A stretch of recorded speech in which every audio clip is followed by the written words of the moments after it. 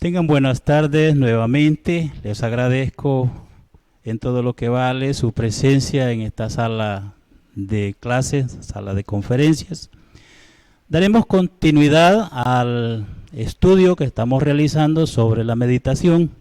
En este caso, el tema de la iluminación, que podríamos llamarle también el despertar de la conciencia.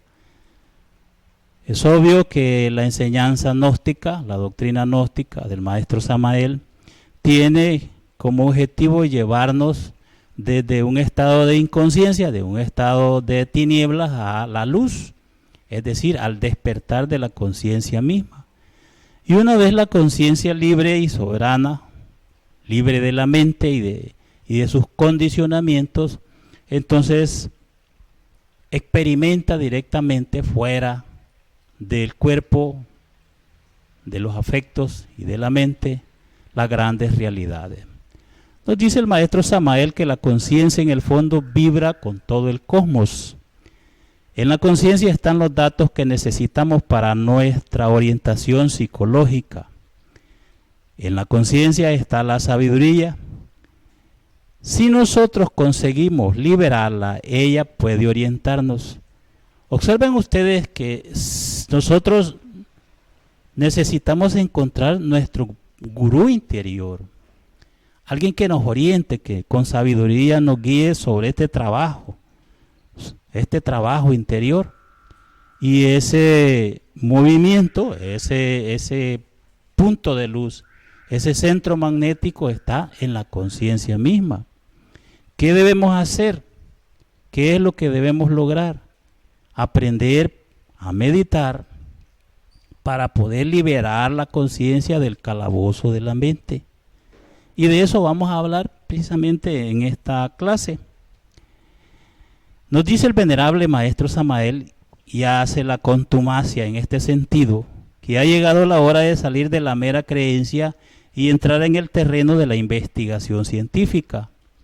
Vale la pena que nosotros hagamos experimentos con nosotros mismos para saber algo sobre sí mismos, sobre lo que hay aquí en este tomo de 1000 libros o de 1000 páginas, que es el yo psicológico, dentro de nosotros mismos. Pero dice una cosa también importante: ¿por qué nos cuesta tanto a nosotros relajar el cuerpo y la mente? Dice que en el final del Kali Yuga, que es precisamente lo que vivimos ahora, los cuerpos están muy degenerados, lo mismo que la psiquis de las personas. Por ese motivo, y debido a tal deterioro psicológico, cuesta ahora más trabajo poder salirse del cuerpo denso a voluntad. ¿Y por qué salirse del cuerpo denso a voluntad? Precisamente porque por eso necesitamos nosotros relajar el cuerpo profundamente y luego relajar la mente para que los valores de la conciencia puedan entonces abandonar el cuerpo, la mente y los afectos y fusionarse definitivamente con el espíritu, con el íntimo, nuestro Cristo íntimo. ¿Qué se opone a eso? Definitivamente lo que se opone es el yo psicológico como fundamento de la ilusión, porque este mundo de ilusión tiene, dijeron, su expresión, encuentra su expresión en las acciones ilusorias, en los sueños de cada uno de los yoes que constituyen el sí mismo. Nos dice el maestro que el yo pluralizado proyecta sus sueños y fantasías en el escenario de la vida, en su tiempo y en su espacio. Nuestra vida es una proyección de escenas pregrabadas en el aparato psíquico de cada uno de nosotros. Eso es Maya, es la ilusión. Maya, que es una voz sánscrita y se interpreta como el velo de la ilusión, que no nos permite ver la realidad. Es el velo de las limitaciones que nos impide conocer la verdad de momento en momento. Precisamente, Maya es el sueño de la conciencia. Es la hipnosis individual y colectiva en la cual nosotros vivimos. Ese movimiento perpetuo de la mente y de las emociones Y como resultado de este movimiento de la mente, emociones, vienen las acciones, vienen los hábitos, muchas veces y generalmente equivocados. Eso es el sueño de la conciencia. Tenemos que saber, ir comprendiendo cada vez mejor esto para que nos demos cuenta la necesidad de detener ese movimiento, de ponerle un freno, un alto, una pausa a ese movimiento. Necesitamos comprender que la conciencia está enfrascada entre todos los múltiples agregados que constituyen el ego. El yo se expresa en múltiples pensamientos, charlas internas, etcétera, etcétera, que es lo que definitivamente tomamos nosotros como la vida normal, como lo normal dentro de nosotros. Pero la quietud y el silencio de la mente, eso es lo que se requiere durante la meditación. Precisamente eso dice el maestro, porque cuando la mente que está quieta, cuando la mente está en silencio, adviene lo nuevo, adviene lo real, adviene eso que pertenece a la conciencia o al espíritu. ¿Cómo nosotros entonces podemos darnos cuenta o podemos observar este proceso, lo que estamos hablando aquí? Es muy interesante que cada uno de nosotros experimente en sí mismo esta realidad que expone el maestro Samael. Salgamos de la teoría, sino que pongámonos entonces en determinado momento a investigar esto. Él nos habla del espacio psicológico, que es el espacio de la mente, es la mente en sí, nuestra, en donde habita una humanidad psicológica, una humanidad mental, que es el yo pluralizado. Y eso constituye entonces el aspecto de la inconsciencia, de la subconsciencia o las tinieblas internas. Son esa humanidad psicológica, fíjense, que se expresa a través de nuestra mente, de nuestras emociones y de nuestro cuerpo. Usan nuestra personalidad y nuestro cuerpo para existir en esta región de vida del planeta Tierra. Pongamos un ejemplo. El yo que en determinado momento nos programa, está ahí, controla la máquina orgánica, controla lo que estamos pensando, controla lo que estamos sintiendo y nos mueve a la acción y proyecta en la vida tridimensional, en el escenario de nuestra vida, de nuestra existencia, proyecta sus sueños, su fantasía, su manera de ser, su manera de pensar, etcétera. Así pues, que el yo, determinado yo, cualquiera que sea, tiende a cristalizarse de alguna manera a través de nuestra personalidad, a través de nuestro cuerpo, a través de el control de nuestros tres centros vitales. Entonces, de esa manera, por eso es que el maestro dice que el yo es sustancia mental más o menos cristalizada, porque se cristaliza cuando tiene posesión de la máquina, cuando posee el cuerpo. Y eso es posible verlo, reconocerlo, observarlo, desarrollando poco a poco el sentido de la autoobservación psicológica. Dice que este sentido nos permite ver que cada yo personifica un defecto. El sentido de la autoobservación psicológica, a medida que se desarrolla, nos podrá permitir ver los yoes. Nos podrá permitir poco a poco irnos conociendo a sí mismos. Y esto está ligado estrechamente al proceso del despertar de la conciencia. Pero tenemos que comprender todo el flujo de energías que se intervienen en todos estos procesos, en la atención como conciencia dirigida hacia nuestro interior y lo que se procesa dentro de ese espacio psicológico de la mente. La mente tiene un objetivo natural, normal y es recibir información.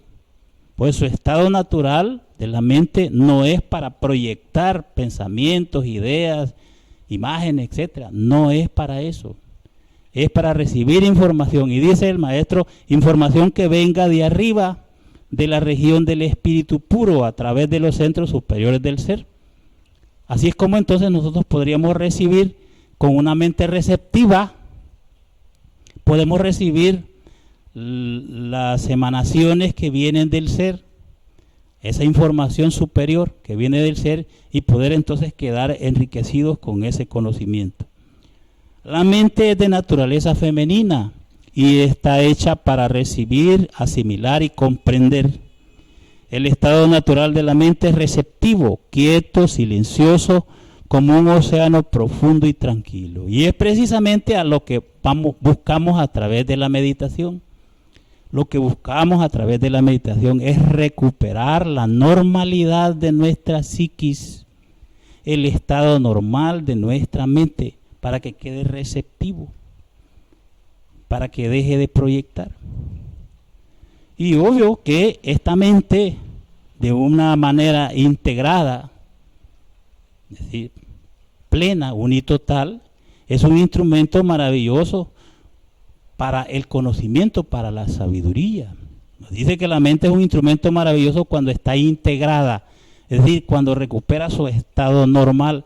Cuando salimos de este estado caótico, de los múltiples pensamientos, de los movimientos constantes en nuestra psique y en nuestra emoción. La diferencia entonces de una criatura edénica o de una humanidad edénica es que tiene su mente en estado natural, es receptiva, está integrada. Pero nosotros, esta humanidad terrícola, al caer del Edén, perdimos la facultad de percepción instintiva de las verdades cósmicas. La conciencia quedó dentro del caos inferior, que es todo el yo psicológico, atrapado en lo aparente, en la proyección temporal del yo psicológico. Esa es la ilusión, eso es Maya, ese es el sueño de la conciencia, precisamente.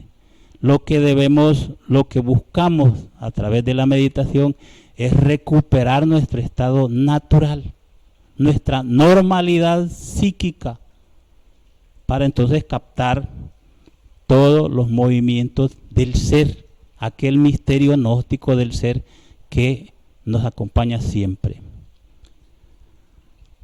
Ahora bien, si nosotros ponemos un poco de atención ahí, a lo que sucede dentro de nosotros mismos, vamos a comprobar que el tremendo batallar del pensamiento es precisamente lo menos indicado para resolver problemas. Lo que terminamos nosotros con este batallar del pensamiento es un proceso de confusión, un proceso que nos lleva a la pérdida total de la capacidad de dormir y de descanso, y un consumo de energías psíquicas y emocionales que nos dejan definitivamente cansados. El proceso del pensar es un accidente anormal, cuya causa original se encuentra en el yo psicológico, pero es anormal desde el punto de vista eminentemente esotérico gnóstico, porque nosotros o la gente común y corriente pues lo toma como así soy, me gusta pensar, voy a ir a pensar, y tiene entonces la adicción a pensar. Pero alguien que esté debidamente informado y que vaya comprendiendo entonces cuál es el camino de la liberación de su alma y su conciencia, definitivamente comienza por comprender esto, que necesita detener ese proceso anormal del pensamiento. Veamos esto. Nosotros necesitamos despertar primero que todo para saber cómo nos vamos a orientar. Lo primero que necesitamos es saber que estamos dormidos. Lo grave es que lo sabemos pero no lo comprendemos, en nuestro caso definitivamente.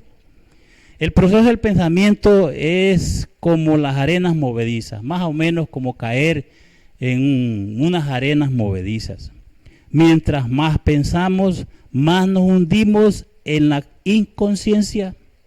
Las personas pueden flotar suavemente en las arenas movedizas si se relajan, y esto es físico. Si se cae en unas arenas, un campo de arenas movedizas, si se mueve y empieza a moverse desesperadamente, se va hundiendo cada vez más, y mientras más se mueve, más se hunde.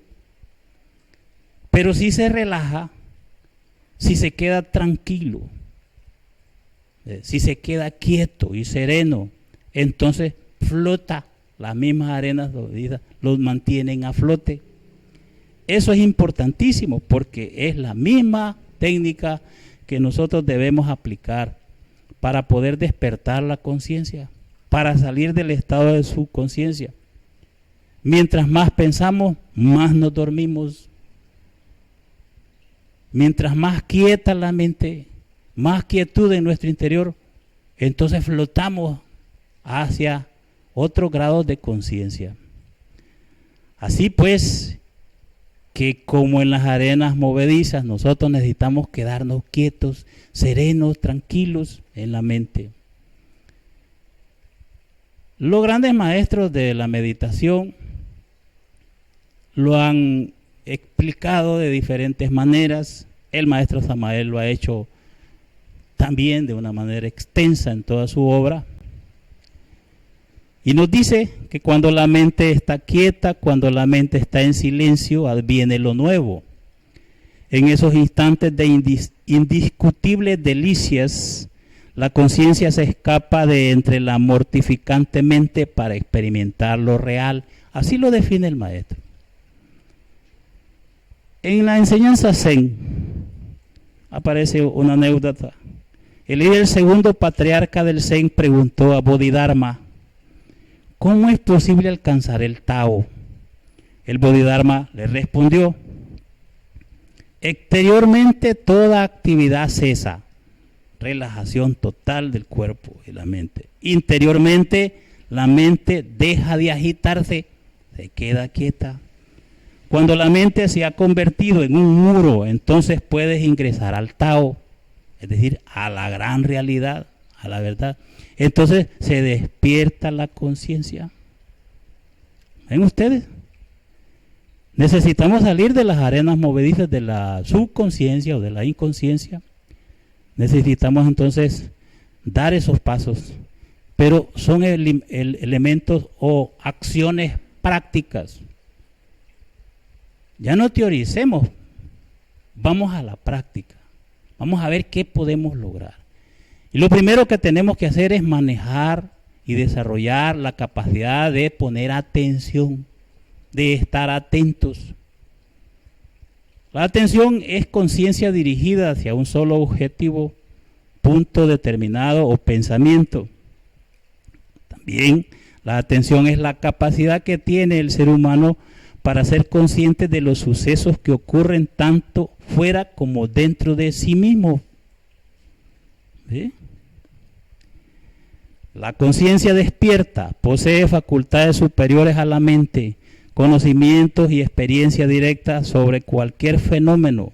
Más allá de la mente, conocemos lo real. Eso es lo que buscamos. Ese es el objetivo de la meditación, conocer lo real. Como quiera que nosotros tenemos una terrible resistencia para hacer este trabajo. Encontramos un trabajo organizado, una resistencia organizada del yo psicológico. Recuerden que quien posee la máquina, quien posee nuestro cuerpo, quien controla nuestros tres centros magnéticos, la mente, los afectos o las emociones y el cuerpo físico o los movimientos, es el yo psicológico. Es el que habita aquí, el que habita por medio de este cuerpo y de estos tres centros, existe en el mundo tridimensional, existe sobre la corteza terrestre. Nosotros tenemos entonces esos tres centros magnéticos, donde se procesan los pensamientos, los sentimientos y los movimientos.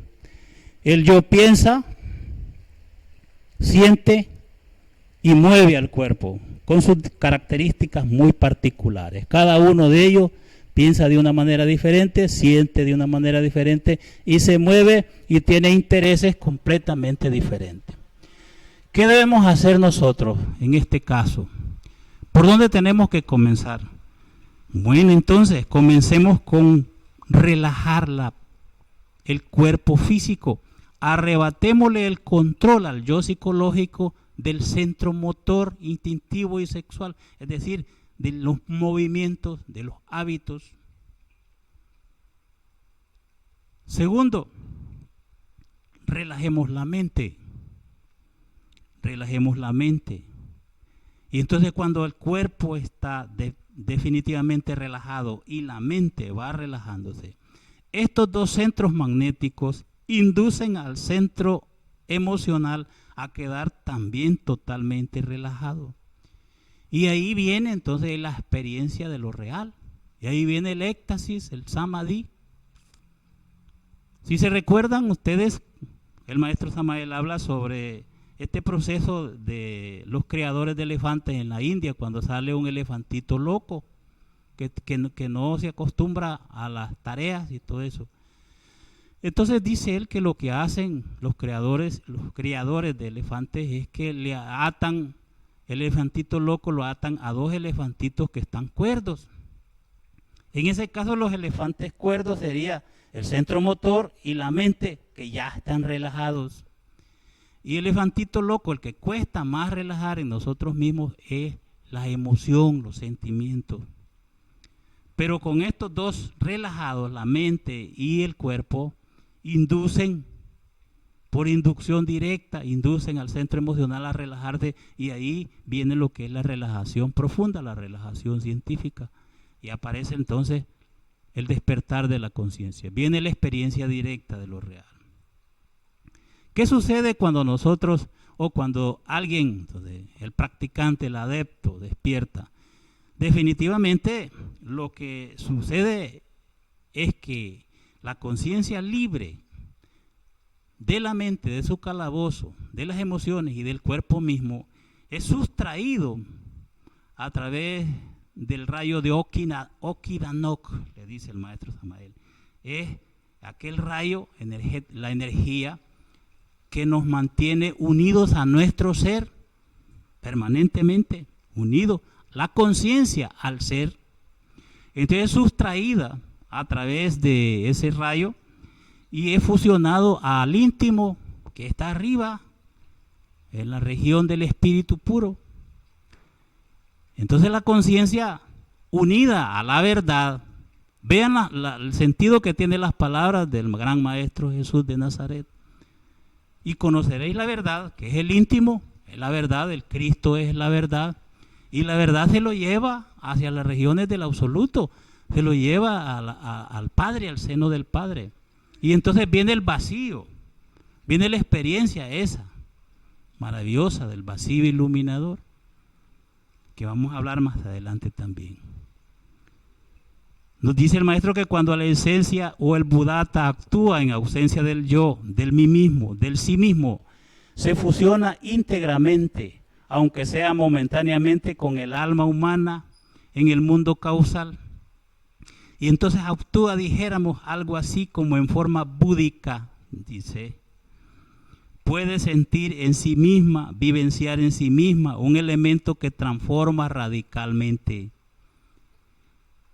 Y nos sugiere y nos dice, por eso es que la meditación Zen, por ejemplo, y Chan, resultan formidables. Ven que tenemos que practicar esa técnica, porque permiten a la esencia el desembotellamiento, es el despertar de la esencia, el despertar de la conciencia. Eso es. Pero todo comienza con el manejo de la atención, con que pongamos atención a nuestro cuerpo y podamos relajarlo. Y luego a la mente. Viene una anécdota del Zen también, con el manejo de la atención. Un discípulo preguntó a su maestro, ¿cuál es el camino más corto para llegar al Satori? El Satori es ese momento en el cual la esencia se escapa del calabozo de la mente y se une al ser. El maestro le contestó, atención. El discípulo preguntó de nuevo, además de esto, ¿qué se necesita? Entonces el maestro le respondió, atención, atención.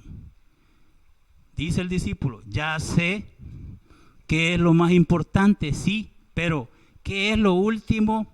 Lo que viene después, insistió el discípulo, y el maestro le respondió, atención, atención, atención. La clave está en la concentración. Relajado el cuerpo y la concentración cada vez más profunda y viene el despertar pleno de la conciencia. El tema de esta plática es la iluminación. Viene la iluminación. ¿Por qué? Porque la conciencia se escapa de su condicionamiento, se escapa de la mente, de los afectos y del cuerpo y se une al ser. ¿Cómo se logra? Con la filosofía de la momentaneidad, viviendo cada instante, viviendo el aquí y el ahora. Y esa es característica de aquel que ha logrado aquietar su mente, nos dice el venerable. Cuando la mente está quieta, entonces vienen las experiencias directas de lo real, viene la experiencia. Pero necesitamos desarrollar la atención.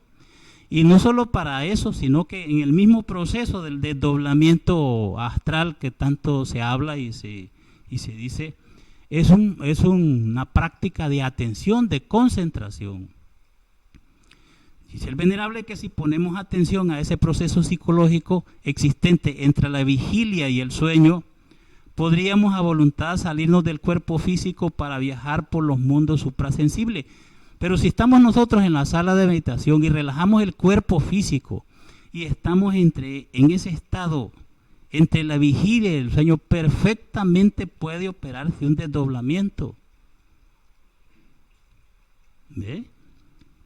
Toda persona común y corriente abandona el cuerpo físico durante las horas del sueño normal. En el instante en que nos dormimos, los distintos yoes rompen las conexiones con los 5 centros de la máquina orgánica. Entonces se dan el lujo de viajar fuera de su cuerpo denso y eso es lo que ocurre. Pues si usted relajó el cuerpo y está atento a lo que ocurre dentro de sí mismo, perfectamente va sintiendo aquel proceso en el cual va abandonando su cuerpo físico y sus percepciones son diferentes. Se está entonces percibiendo con otro tipo de energías y entonces las imágenes que está visualizando ya no corresponden a proyecciones del yo, sino que se captan o que se perciben esas imágenes que flotan en lo suprasensible, en sus propios mundos internos. Y eso es una especie de desdoblamiento. Pero necesitamos afinar la concentración. El gran maestro Sivananda dice que concentrarse es mantener la mente fija en una forma u objetivo durante largo tiempo, para hacer desaparecer las oscilaciones de la mente y algunos otros obstáculos que se encuentran en el camino. Debe practicarse la concentración en una sola cosa. Sugiere el maestro Sivananda, cultiva la atención y tendrá buena concentración. Una mente serena es la más adecuada para la concentración. Mantén tu mente serena, sé siempre alegre, solamente así podrás concentrarte. Esto es interesante. Un concepto de la concentración podría ser un proceso psíquico que consiste en centrar voluntariamente toda la atención de la mente sobre un objetivo u objeto o actividad que se está realizando, dejando de lado toda la serie de hechos u otros objetos que puedan dispersar la atención.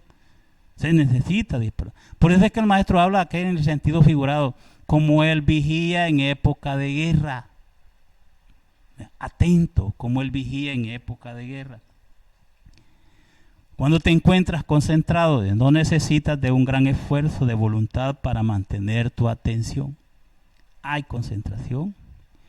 Y una de las prácticas que todas las escuelas y que se va, dijéramos, a hacer de mucha utilidad para desarrollar bien la atención es tomar la respiración como objeto de atención. Y les digo la ventaja que tiene, porque donde quiera que vayamos y en la condición que estemos, nosotros ahí estamos respirando. No necesitamos llegar a ningún artefacto, ninguna pantalla, nada, para concentrarnos en él. Ahí está. Entonces, una vez que la respiración se vuelve cada vez más consciente, los pensamientos indeseables empiezan a disiparse y se pueden centralizar la atención en relajar cada parte del cuerpo. Múltiples utilidades y grandes misterios se ocultan detrás de este simple y sencillo ejercicio de poner atención a su propia respiración. Cuando respiramos al mismo tiempo de ingresar oxígeno, añadimos la energía en la que estamos inmersos. Esa energía es la energía vital, es la vida en sí, el prana, como le llaman los orientales. La respiración, cuando es utilizada correctamente, tiene el poder de ayudar a liberarse de todas las impresiones del pasado que se acumulan en el cuerpo sutil o en el cuerpo etérico y nos ayudan a vivir cada instante. La vida es inhalar y exhalar. La vida es respirar. Nosotros nacemos con una inhalación profunda y nos vamos de este mundo con la última exhalación. Si nosotros después de una exhalación ya no podemos respirar, no podemos inhalar la energía vital hacia el cuerpo, entonces llega eso que se llama muerte, la desencarnación. Pero tenemos que tener bien clara la importancia que tiene eso. Concentrarnos en la respiración, percibir la respiración, es percibir nuestra propia vida desde el punto de vista energético. Es percibir los procesos vitales nuestros. Pero esto lo que quiere en realidad es el desarrollo de una facultad que nos hace falta a muchos, la paciencia. Por eso es que estos dos grandes maestros, el Buda y el Cristo, nos enseñaron. Y el Señor Jesús dijo: en vuestras paciencias poseeréis vuestras almas. Ven ustedes qué interesante, después de lo que hemos estado estudiando. ¿Qué sentido más profundo tiene esas palabras? Dice el maestro que la paciencia y la serenidad son facultades extraordinarias o virtudes magníficas, necesarias para avanzar por el camino de la transformación radical. En mi libro, dice el maestro, Las Tres Montañas, hablo precisamente sobre la cuestión de la paciencia y de la serenidad. En el trabajo sobre uno mismo se necesita multiplicar la paciencia hasta el infinito y la serenidad hasta el colmo de los colmos, dice el venerable maestro Samael. Quien no sabe tener paciencia, quien no sabe ser sereno, fracasa en el camino esotérico. Necesitamos desarrollar eso, desarrollar esa facultad, crearla y alimentarla, la paciencia. Y la impaciencia se expresa a través de nosotros en una forma precipitada de respiración. Si ustedes quieren calmarse en determinado momento, comiencen a controlar su respiración. Pongan atención en su respiración. Y llega una especie de serenidad. Es algo mágico que ocurre dentro de uno mismo. Importante es que cada uno de nosotros lo compruebe en determinados momentos. Y así es como vamos introduciéndonos a ese libro de 1000 tomos que se llama a sí mismo, dentro de nosotros mismos. Algo de que los maestros como los griegos lo dijeron tan claramente miles de años antes de nuestro Señor Jesús, el Cristo. Los griegos dijeron, dice el maestro Samael, los griegos dijeron: gnócete ipsum, hombre, conócete a ti mismo y conocerás al universo y a los dioses. En tanto no nos conozcamos a sí mismos, no conoceremos ni al universo ni a los dioses, no sabremos nada de nada, nuestra cabeza estará llena de teorías y eso es todo. El día que nos conozcamos de verdad directamente, no por lo que otros digan o dejen de decir, sino directamente, no por lo que otros escriban o dejen de escribir, sino directamente. Ese día de verdad conoceremos al universo y a los dioses. Como dijeron los griegos, ese día conoceremos de verdad los misterios de la vida y de la muerte, nos dice el venerable maestro Samael. Y tan claro lo dijeron los señores, los grandes maestros griegos, que bien vale la pena leer esta inscripción que apareció en el frontispicio del templo de Apolo en el monte Parnaso, Grecia, 2500 años antes de Cristo. Interesante, ¿no? Dice: te advierto, quien quiera que fueres, oh tú que deseas sondear los arcanos de la naturaleza, que si no hallas dentro de ti mismo aquello que buscas, tampoco podrás hallarlo afuera. Si tú ignoras las excelencias de tu propia casa, ¿cómo pretendes encontrar otras excelencias? En ti se halla oculto el tesoro de los tesoros. Conócete a ti mismo y conocerás al universo y a los dioses.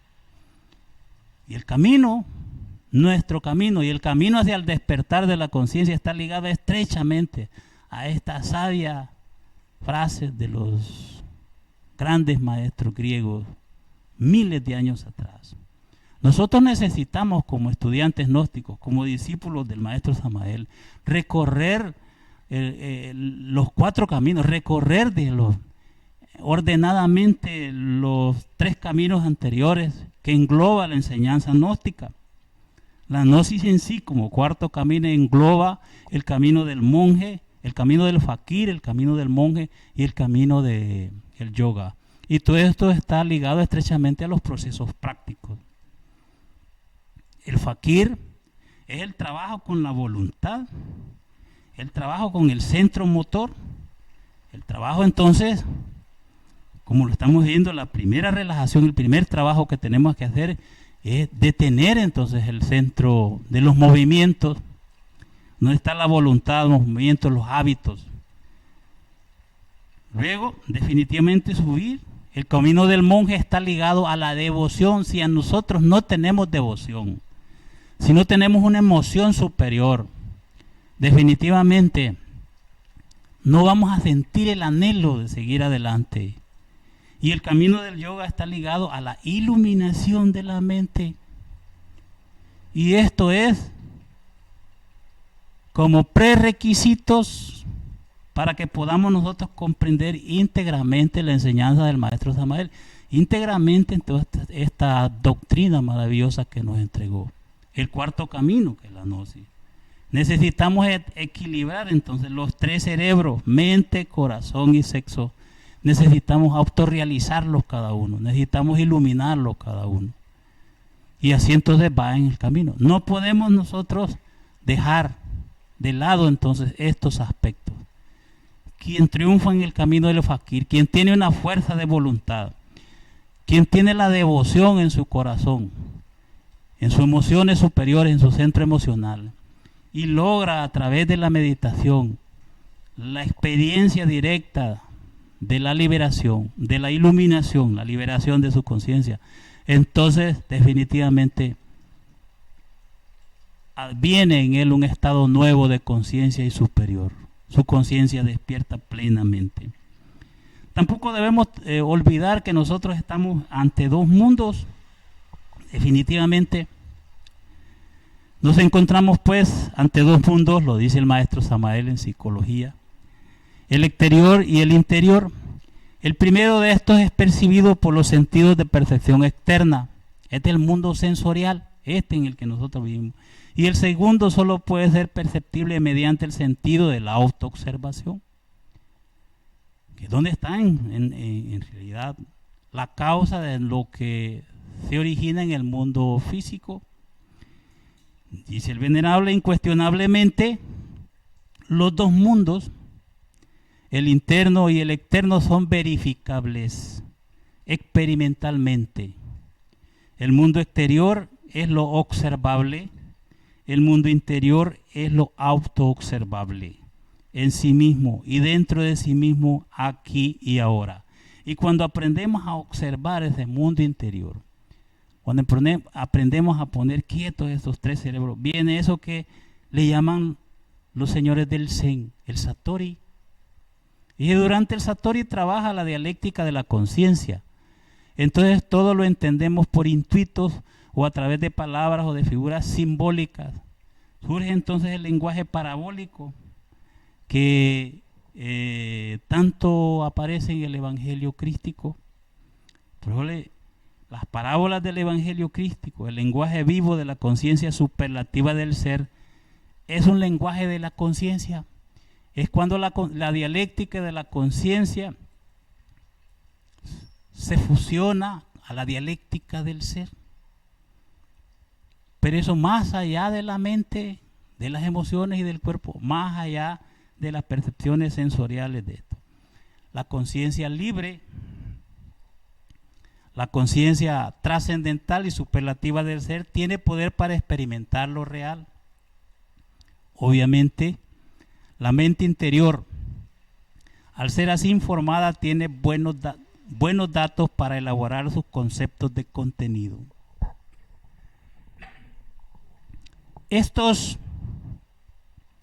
Este tema de la mente interior será otro tema que vamos a desarrollar el próximo, para que comprendamos en qué consiste el pensar psicológico que habla el maestro Samael. Por eso, en la mente interior se le denomina razón objetiva y a la mente sensual se le denomina razón subjetiva. Quien tenga desarrollada la mente interior conoce lo real, conoce la verdad, conoce eso que está más allá del cuerpo, de los afectos y de la mente. Conoce los misterios de la vida y de la muerte, no porque otro se lo diga o se los deje de decir, sino por experiencia mística directa. Conoce porque despierta su conciencia. Y hay niveles en esto, ¿no? Dice el venerable maestro Samael que la serenidad de la mente surge la fe. La fe es sapiencia verdadera, conocimiento directo de lo real, comprensión auténtica de la ciencia universal, de la ciencia de Dios. Dice, cuando el pensamiento cesa, que es la forma más elevada de pensar, no pensar, nace en nosotros la beatitud. Es una emoción superior, es un estado superior que nos anuncia algo todavía muy superior. Y después viene la iluminación. Antes de llegar a la iluminación debemos pasar por la beatitud. Es un estado de contemplación, un estado entonces en donde la emoción superior se desarrolla al máximo. Y luego viene la iluminación plena, cuando irrumpe la conciencia en lo real. Dice el venerable, llegar a la iluminación es posible, pero la iluminación a su vez tiene sus leyes. La razón del ser de la iluminación es el Dharma Dhatu, dice, es decir, Dharma. Si uno se ha sacrificado por los mundos, si uno verdaderamente ha creado sus cuerpos existenciales superiores, si uno verdaderamente ha disuelto el ego, merece, claro, recibe recompensa, recibe un pago, y esa es la iluminación.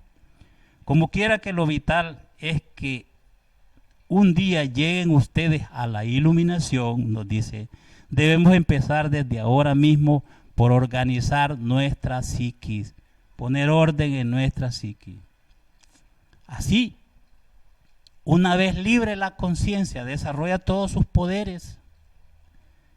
Si la gente estuviera la conciencia despierta, no habrían guerras en el mundo. Si la gente estuviera en la conciencia despierta, no habrían conflictos, problemas de ninguna especie, luchas entre trabajadores y patronos, entre distintas naciones, entre los distintos intereses. Si la humanidad toda tuviera la conciencia despierta, habría paz en cada ser viviente y reinaría la felicidad sobre la faz de la tierra. Algo imposible en estos momentos. Imposible.